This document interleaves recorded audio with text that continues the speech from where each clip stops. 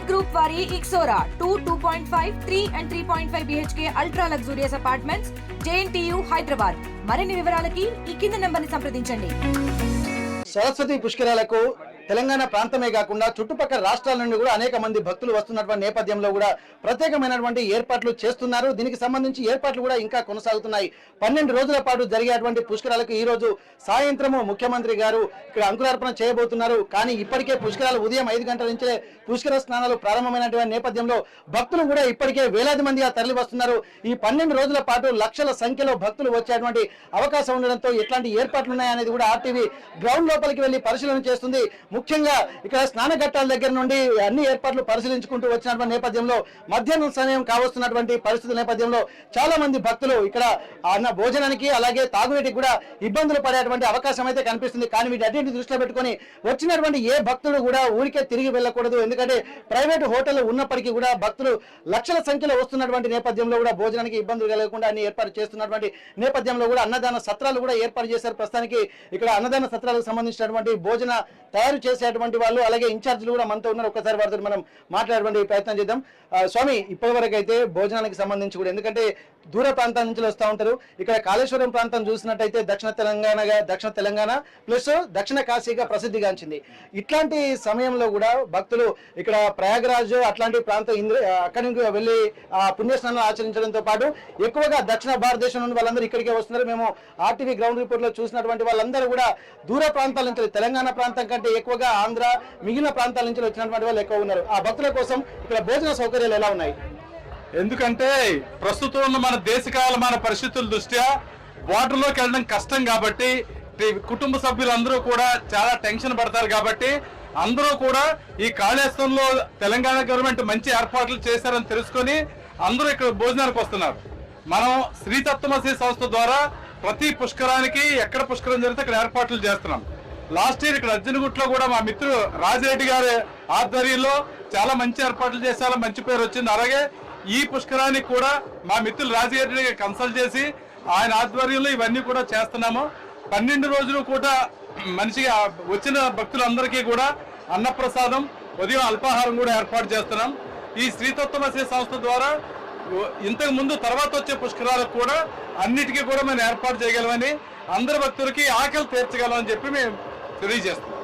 Okay, ఇక్కడ మామూలుగా ఉన్నటువంటి ప్రాంతంలో చేసే దానము పుష్కర సమయంలో చేస్తే అది 100 రెట్లు ఉంటుంది. కానీ ఇక్కడ భక్తుల ఇబ్బందులు దృష్టిలో పెట్టుకొని ముందుకు రావడం చాలా గొప్ప విషయంగా చేయవచ్చు.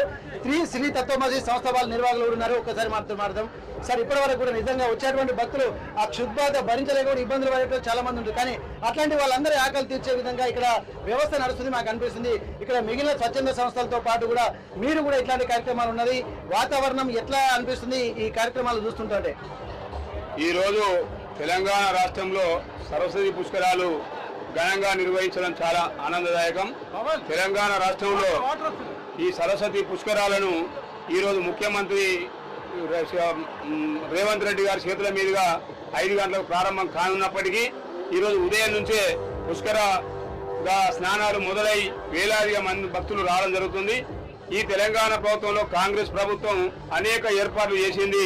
శ్రీధర్ బాబు గారి నాయకత్వంలో మంత్రి ఇక్కడ శ్రీధర్ బాబు గారి నాయకత్వంలో వారు రోడ్లు కావచ్చు, డ్రైనేజ్ కావచ్చు, అనేక వసతులు, టాయిలెట్స్, చల్లని పందిర్లు, నానా రకాల టెంట్లు వేసి ఇక్కడ కూడా మంచి అకామిడేషన్ ఇచ్చినటువంటి ఘనత కూడా ఇవాళ ఇక్కడ శ్రీధర్ బాబు గారికి దక్కింది.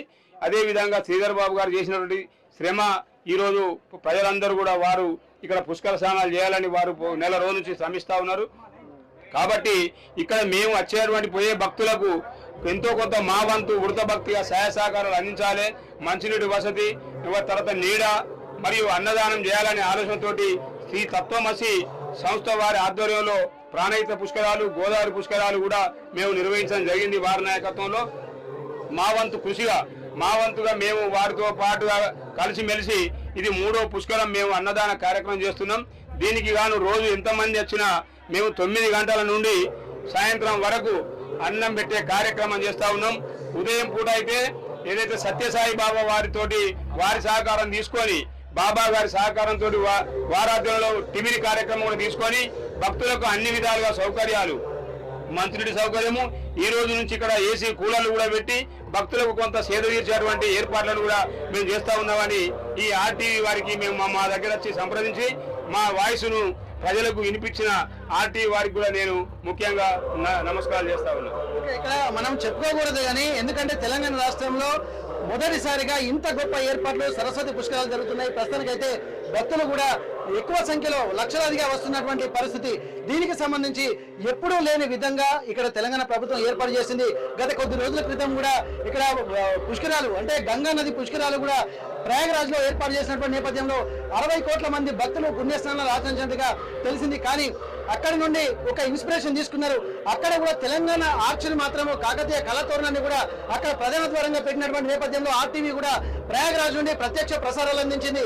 అందులో భాగంగానే ఇక్కడ కాళేశ్వరంలో కూడా ప్రత్యేకమైనటువంటి వ్యవస్థలు కూడా చూస్తూ నిజంగా అంటే ఇక్కడ మనం చెప్పాల్సినటువంటి అంశం ఏంటంటే భక్తులు అనుకున్న దానికంటే ఎక్కువ ఏర్పాట్లు చేస్తున్నటువంటి పరిస్థితి ప్రభుత్వం కూడా ప్రతిష్టాత్మకంగా తీసుకున్నారు. మంత్రి గారు కూడా ఇదే నియోజకవర్గం చెందడము, అలాగే దీన్ని కూడా ఈ ప్రాంతం కూడా గతంలో ఒక పుణ్యక్షేత్రంగా ఉండడము, అది దినదిన ప్రవర్ధమానం అయిపోవడానికి కూడా ఇది ఒక ఆలవాలంగా కూడా చెప్పొచ్చు. ఈ పుష్కరాలు కూడా ఇక్కడ రేపు భవిష్యత్ తరాలకు కూడా అద్భుతమైనటువంటి ఆధ్యాత్మిక అనుభూతిని అందించడంలో ఒక అంకురార్పణగా కూడా మనం చెప్పుకోవాల్సినటువంటి అవసరం అయితే కనిపిస్తుంది.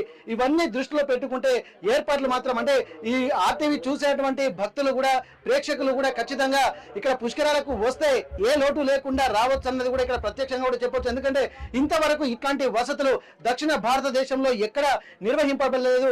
దీనికి సంబంధించి కూడా ప్రతిష్టాత్మకంగా ఏర్పాట్లు జరుగుతున్నటువంటి నేపథ్యంలో ఏర్పాట్లు ఈ రోజే మొదలు కావడము, ఇంకా గంగా హారతి లాంటి ప్రతిష్టాత్మక కార్యక్రమాలు కాశీ ప్రయాగరాజ్ లో ఎట్లాంటి ఆధ్యాత్మిక పూజా కార్యక్రమాలు జరుగుతున్నాయో దానికి ఏమాత్రం తీసుకుపోకుండా ఇక్కడ కూడా కాళేశ్వరంలో కూడా గంగా హారతి, అలాగే త్రివేణి సంగమంలో ఉన్నటువంటి సరస్వతి నదికి హారతులు కూడా ఇచ్చి ప్రత్యక్షమైనటువంటి కార్యక్రమాలకు కూడా రూపకల్పన చేసే విధంగా ఇక్కడ ఉండబోతుంది. కాబట్టి భక్తులందరూ కూడా ఇక్కడ వచ్చి ఆధ్యాత్మిక అనుభూతితో పాటు ఇది ఒక పర్యాటక కేంద్రంగా కూడా ఉండడంతో అన్ని ఆధ్యాత్మిక అనుభూతులు పొందుతున్నారు. ముఖ్యంగా భోజన వసతులు అలాగే మంచినీటి సౌకర్యాలు కూడా ఇంకా అంటే స్వచ్ఛంద సంస్థల ద్వారా భక్తులకు అందుబాటులో ఉండడాన్ని కూడా ఇక్కడ స్వాగతించాల్సినటువంటి అవసరం అయితే కనిపిస్తుంది. ముఖ్యంగా శ్రీ తత్వమసి సంస్థ వాళ్ళు ప్రసాద స్వామి వారి ఆధ్వర్యంలో కూడా ఇవన్నీ జరగడాన్ని కూడా చాలా అద్భుతంగా అక్కడ వివరిస్తున్నారు. భక్తులు కూడా ఒకసారి మనం చూడొచ్చు. ఇక్కడ ఎండాకాలంలో కూడా అనేక ఇబ్బందులు పడుతున్న నేపథ్యంలో కూడా టెంట్లు వేసి కొంత సేద తీరేటువంటి అవకాశం అయితే కనిపిస్తుంది. చాలా వరకు భక్తులతో ఒకసారి మనం మాట్లాడే ప్రయత్నం చేద్దాం. అమ్మ, భోజనం ఎట్లుందాం? ఇక్కడ బాగున్నది. Okay okay. ఇక్కడ వసతులు ఎట్లున్నాయి? పుష్కరాలకు మొదటిసారి వచ్చారా మీరు? ఇదే మొదటిసారి. Okay okay. వసతులు ఇక్కడ పుణ్యస్నానాలు ఆచరించిన దగ్గర నుంచి ఇక్కడ వరకు ఎట్లున్నాయమ్మా? బాగానే ఉన్నాయి. Okay okay. అంటే అందరూ రావచ్చా ధైర్యంగా ఇక్కడికి? రావచ్చు. ఓకే. ఎట్లున్నాయమ్మా భోజనాలకి ఇట్లా? చాలా బాగున్నాయండి. ఇక్కడ ఎప్పుడన్నా ఇట్లాంటి ఏర్పాట్లు ఎప్పుడన్నా జరిగినాయి ఇక్కడ? మేము ఫస్ట్ టైం వచ్చినాం. చాలా బాగున్నాయి ఇక్కడ. అన్నం కూడా మాకు ట్యాంక్ దొరికింది. చాలా మాకు ఆకలి తీర్చినట్టు అయింది ఇక్కడ. చాలా సంతోషంగా ఉంది. వాటర్ కూడా చాలా ఎక్కడంటే అక్కడనే ఉన్నాయి. చల్లటి వాటర్ పోస్తారు. చాలా నిజంగా ఎందుకంటే ఆధ్యాత్మిక ప్రాంతాలకు వెళ్తున్నప్పుడు ఇక్కడ భక్తితో పాటు ముక్తి కూడా లభించాల్సినటువంటి దాంతో ఇక్కడ పుష్కర స్నానాలు కూడా చేస్తూ ఉంటారు. ముఖ్యంగా పుష్కర స్నానాలకు ఉన్నటువంటి ప్రత్యేకత నాది త్రివేణి సంగమం కావడాన్ని కూడా ఇక్కడ భక్తులు కూడా లక్షల సంఖ్యలో మరికొద్ది రోజులు 12 రోజుల పాటు జరిగే పుష్కరాలకు వస్తున్నటువంటి నేపథ్యంలో కూడా ఇట్లాంటి ఏర్పాట్లు 12 రోజుల పాటు నిరంతరంగా కొనసాగేటువంటి అవకాశం అయితే ఉంటుంది. కాబట్టి ప్రభుత్వం తీసుకుంటున్నటువంటి చర్యలు మొదటి రోజే సత్ఫలితాలను ఇస్తున్నటువంటి దిశగా అడుగులు వేస్తున్నట్టుగా చెప్పుకోవచ్చు. ఏదేమైనా కూడా సరస్వతి పుష్కర స్నానాలకు వచ్చేటువంటి భక్తులు మాత్రం ఒక ఆధ్యాత్మికత అనుభూతి పొందేటువంటి అవకాశం అయితే మెండుగా ఇక్కడ కాళేశ్వరంలో కనిపిస్తున్నటువంటి పరిస్థితి.